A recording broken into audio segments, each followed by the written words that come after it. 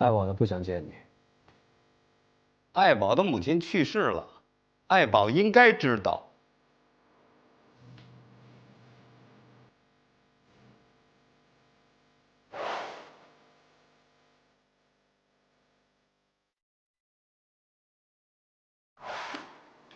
任总，您找我。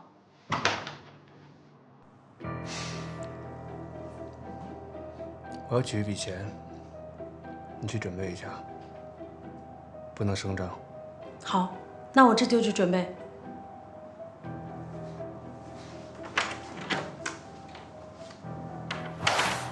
那个老头，他到公司来要钱的时候，老板第一次特别痛快就给他了，而且让我把专项款提现金给他。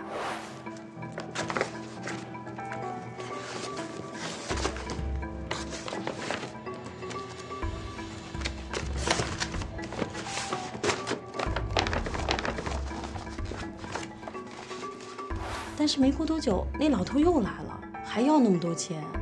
这次咱们老板啊就没给他，他就让我去打发他。当时我找到那个老头，给他说了几句话，就争执起来了。不是跟你说过了吗？我们老总有指示，我现在不能把钱给你。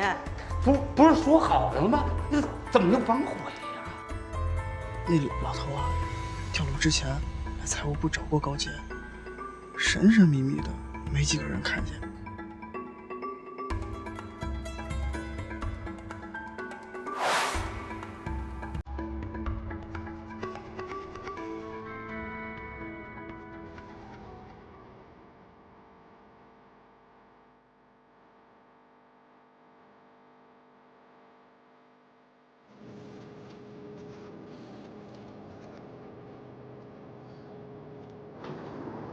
拿到这些钱，以后我不想再见到你。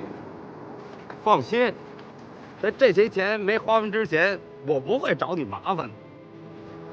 少废话，我要你永远消失。